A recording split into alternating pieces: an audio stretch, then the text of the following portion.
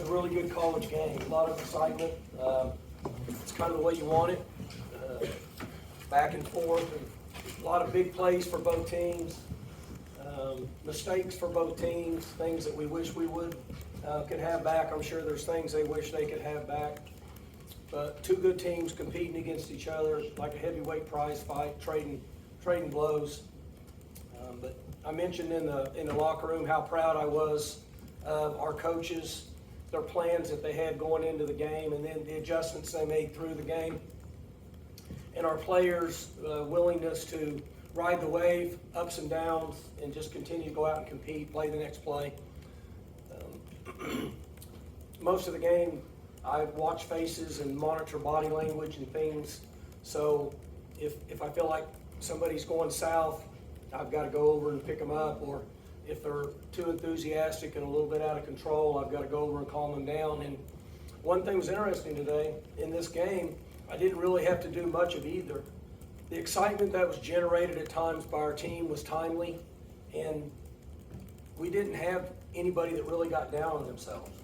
So they're starting to learn and get a feel for life lessons that will help them for the rest of their life to compete, stay the course, be able to take blows and then hit back. As far as the game, our ability to rush the football, again, I know we rushed for, I don't know, but I know we rushed enough to win. 146 yards. They were heavy stop the run, which we knew that, right? We said it in the press conference. It wasn't a secret. They were inserting a safety from inside out. We put an extra guy in the box. And if we had to do it all over again, we'd probably throw more passes on early downs. But Casey is pretty entrenched right now and pumping the ball to Ollie. And you can't really blame him for that. So they came in with that frame of mind, in my opinion. And we were still in a position to rush the ball. And the improvement that we've made as an organization over the last 15 games is the ability to rush the ball when essentially they're stopping the run based on their defense. And those are things that we've talked about for a while. Our penalties were somewhat non-existent, 4 for 29, which is excellent. They had 55, so almost twice as many penalty yards as we had. Third downs were very similar, 5 of 14, 5 of 12. We weren't very good on 4th and short. I got out of my box a little bit. In most cases, I would have kicked field goals in that situation, but I felt comfortable with our ability to run, and I will give them credit for 4th and shorts. They made plays, they had good calls based on the calls that we had. Earlier when I said that our team continued to fight through adversity, that can be a huge momentum swing, but our guys were, they knew that they were upset that we didn't get it, but they just came back in, sat down, we talked about it, we fixed it, and we moved on, went on down the road. The last play, well, I think they were over on 4th down, right? Yes. I didn't look. Yeah, 0 for 2. Yeah, so they were over on 4th down. Defensively, our guys have done a really good job on 4th down. And in the end, when they had the 4th and short, 4th and 4, whatever it was, 11, I hadn't had a chance to see him and talk to him yet, but really, really smart from the standpoint that you have to know where the sticks are. And we call coverages and we call it defense, and a lot of times a young player doesn't understand the importance of knowing where the sticks are. Because you all know, and I'm not trying to be funny, but if it's 4th and 4 and they throw it for 4.5 yards and complete it and you tackle them, it's first down. Doesn't do us any good. And we have coached that, and we've talked about it, and we have coached it, and we've talked about it, and we have coached it, and we've talked about it all last spring and all summer and in August. And we practice 4th downs every Tuesday and every Wednesday. And it paid off for us today. It's paid off for us this year, but it paid off for us today. So I watched them because I knew they were going to throw the ball to Stoops. But it doesn't make any difference if I know it because I can't get that communicated to them. But hopefully they had a good idea. I haven't had a chance to talk to him. But I knew they were going to throw the ball to him. That's who I'd throw the ball to. And I watched them when they covered up and they went out, and we knew they were going to run him in flat. And 11 went downhill immediately. And I don't even know if he got a yard on that play. When he started to wrap him up, I knew the game was over, and then I took my eyes off of him. So it was smart football. We talk a lot about our team about being a smart football player. You just need to be a smart football player, and then that allows us to be a smart team. And we stress that a lot, and that was smart football. So, again, I don't know what to say about Rashad Owens. Rashad Owens starts the year as a backup. And I don't know what his statistics are now for this part of the season. But he's a perfect example of you never know what a young man could do if he's given a chance and being in the situation. And starts the year as a backup and plays in the final Bedlam game ever after 118 years, and he's got 10 catches for 136 yards. So it's pretty cool when a young man gets a chance to play and it was willing to step up and compete and make plays. So those guys are special to me selfishly, and there's a number of them. But for me, I have a special place in my heart for young men like that get a chance to play and they're able to compete and make plays. I did tell the team and whoever else was in the locker room, I don't even know who all was in there, could have been anybody, that the one thing they should remember, these are special moments.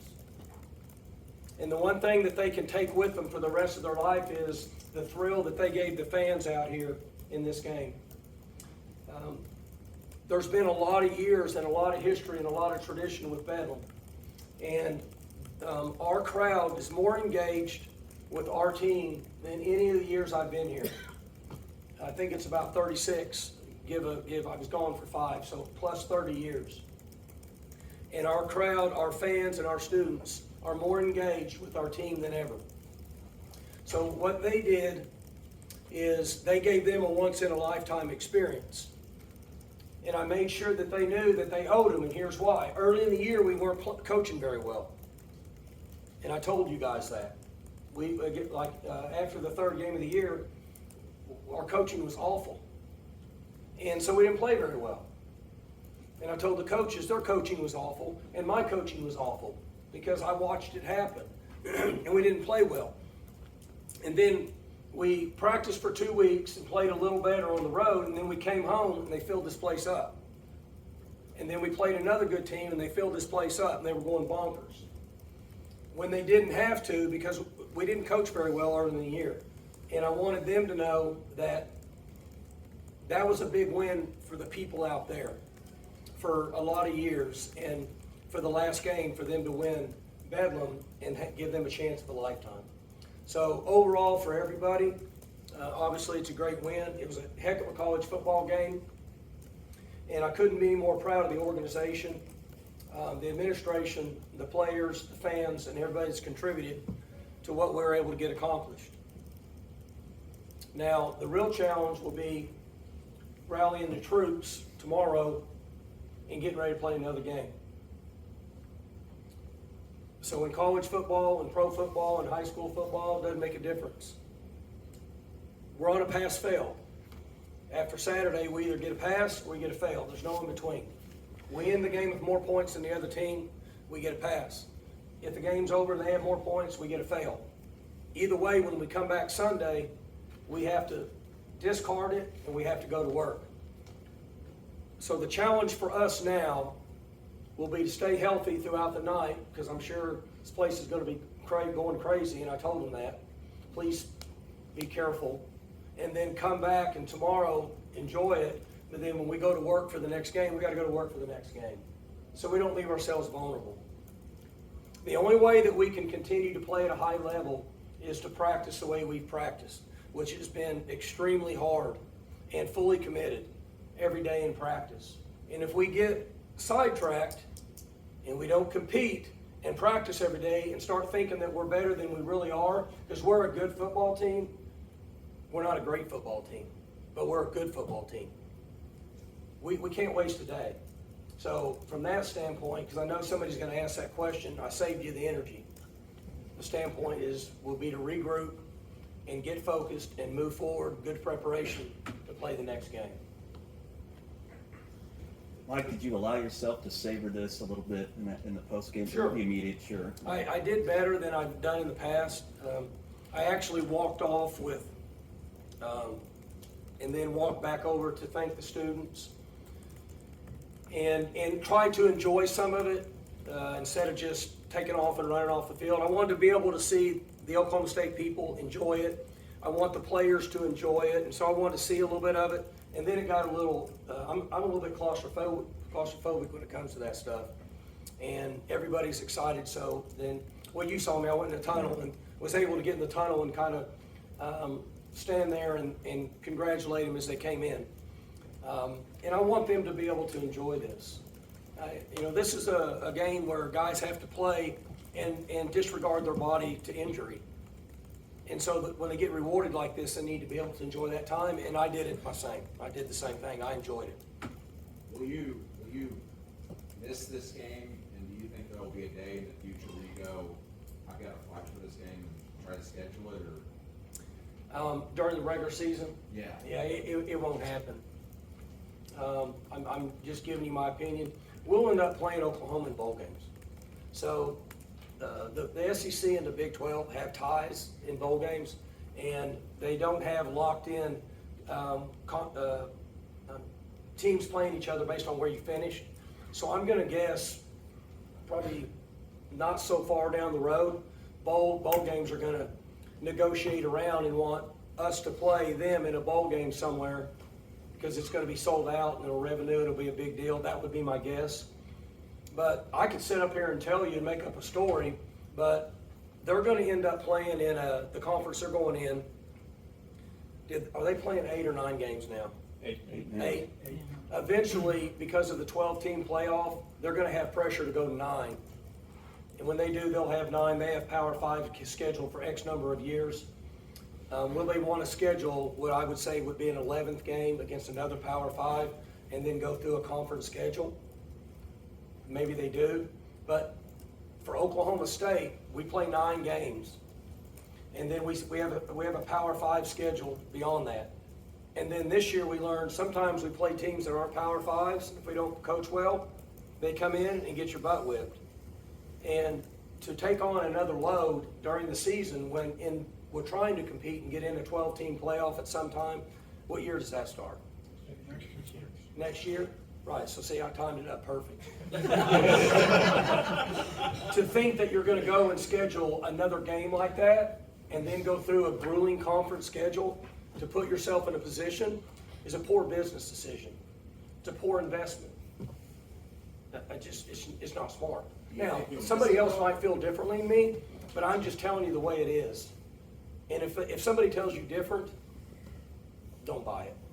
Do you think you'll miss it, the regular season, knowing it's there on the schedule every year? I haven't noticed it, and I said this in the Monday press conference. I'll notice it more next year when I don't really watch and see what they're doing because I don't play them. You haven't been at all the press conferences, but like this year, I was talking about TCU, and then I realized we don't even play TCU. So I need to quit watching them, and I need to take notes on other teams that we're going to play. So that's when I go home tonight. Like I'll get a big cheap notebook and a crayon, and I'll take notes on everybody we play while I'm sitting there drinking a Diet Coke. And I'll do that until I get double vision, and then I'll go to bed. But the point being is, at some point when we're not playing them, and when it's not as important for me to watch them, it'll probably set in more so than now. Does this win though today, does it mean something special because it is the last one, especially considering OSU's? Sure, and I said that at the press conference. These are all one game, but what I said in the press conference is it is a special game because we don't have pro football in the state of Oklahoma. So all week, somebody wears orange, somebody wears red at work. They jab at each other. People, get on Twitter or X or whatever it's called and have fun. So it's a big game. And it's good for the Oklahoma State people to finish Bedlam with a win, period. Talk about guys putting their bodies on the line with injuries. Ollie Gordon, one of the last plays before half, got nicked up a little bit and played the rest of the game. I mean, what does that say about his work ethic and just his willing to keep going out there? And then also, how is his health right now? So I think he's fine. We took a pretty good hit at West Virginia, injury-wise, and then we had a couple guys that they get banged up. We want all of them to be healthy, and we're a better team when they're all healthy. Unfortunately, this is a violent game and people get hurt. But the power of the group of 38 people that play, so you play about 14 or 15 on offense, you play 16 or 17-ish on defense, and then you play an additional 5 guys or so on special teams most of the game. So those numbers, 40-ish, 42, something like that, the power of 42 to overcome an injury of 1 or 2 has to be prevalent. It has to be stronger. And that's what we've been able to get accomplished. Now, guys, I'm not saying that not having the starters and the original guys in there, it's easier. That's not what I'm saying. What I'm saying is we don't have choice. And the other guys have done a good job. They've stepped up and played, and they've made plays. It's like Leon Johnson, right? Leon had 5 for 70. Leon didn't even play till last week. And he had 5 for 70. So it's pretty special in that situation. Last couple folks. Mike, I know you kind of talked about what it means for Oklahoma State, but as a kid who grew up in Midwest City, went here, took a bit of a recruiting visit to OU, what does it mean to you personally in the last one? So, the thing is, did you guys see the article? Somebody wrote an article, they texted it to me about trying to win a second Heisman Trophy. Did you guys read that article? Are you guys not on Twitter? So We're somebody kind wrote of an busy this article week. on how difficult it is to win a second Heisman Trophy. And the article was based on the SC quarterback, and then it goes all the way back to all the guys that were in a position to win a second Heisman and didn't get there. And they had interviewed Archie Griffin, and it was interesting. He said, I want somebody else to win it twice just so I have company. But in there was 3 or 4 really good quotes from Tim Tebow, because he was in that situation. And one of the quotes was when he was there at the ceremony. In fact, I think Bradford won it that year. I think so, that year that Tebow was trying to win a second one. That he was in the bathroom throwing up because he was nervous, not for himself, but he was nervous because his mom was there, his dad was there, his sister had come home from Bangladesh on a mission, his president of his university was there, could have been the governor from Florida for all I know. All these people were there. And the point of the article is this. He said, I wanted to win for them. He said, I was okay because I understand the grind of football. And I think that would be a good answer. For me, I go to work every day. I go to work at dark and I go home at dark. So I don't know what else is going on in the world. But I have family, I have kids, I've got parents, these fans. I want to win for them. I'm okay. I get it. I get to go back to work and grind. It doesn't really bother me. But I am very proud, and I'm glad that I'm standing here now with us winning. So I don't want to discredit it one bit. But I want to do it for everybody else more so than me, because I just go back to work. Mike talked about how important the win was from the Big 12 standings standpoint. You're still atop the conference. Well, I'm not going to step into that yet because I don't want to jinx myself. I'm not superstitious and I don't want to start now. In that there's a lot going on with it right now, and that's why it's so important what I talked about earlier. Guys got to come back to earth here in about 36 hours, and we got to go back to work. You talked about the young cornerbacks making plays at the end of the game. How do you think maybe getting roughed up a little bit at Iowa State and just their development this season prepared them? It's a tough time I mean, those guys, I'm shocked with 7, 3, 8, 10, and 11 playing out there in a big moment and challenged by a good offensive team that plays fast and doesn't give you time to think and get lined up. And they have exceeded what I thought they could do from a competition standpoint on the big stage because they just don't have any experience. And the good news is they'll all have experience in the next few years, but they've played well. So it's been fun, right? I mean, offensively, we've exceeded what anybody would have thought that we could get accomplished rushing the ball. I mean, I don't think anybody in here could say, we figured y'all would start rushing the ball like that, right? You guys were just wanting us to get 20 yards. And those guys have done the same thing. 6 weeks ago, what's the Iowa State game, your second straight loss? In your mind then, were you confident you guys would be able to improve this much, win 5 straight games, be in the Big 12 championship in the driver's seat? No. I don't think if anybody in here says that we would have gone on this run the way we went on it, you need to go to Vegas. What I was confident in this, if the team will just listen and the coaches will work hard. We didn't coach very good. So I challenged them. We have smart people in that room. And I challenged them to come up with answers and then be able to get that information to the players. And then I'll handle the rest. Let me handle the mojo. I need you guys to coach and coach your ass off because we haven't coached very good. And it was a challenge for all of us. And what I shared with the team is this, that if you're willing to grind and practice hard, because there is no substitute for hard work, that good things will happen to you. And fortunately, it started to, and then it just kind of rolled, and then now you have enthusiasm and you have success, which are contagious. And it just kind of kept going from there. Thanks, Coach.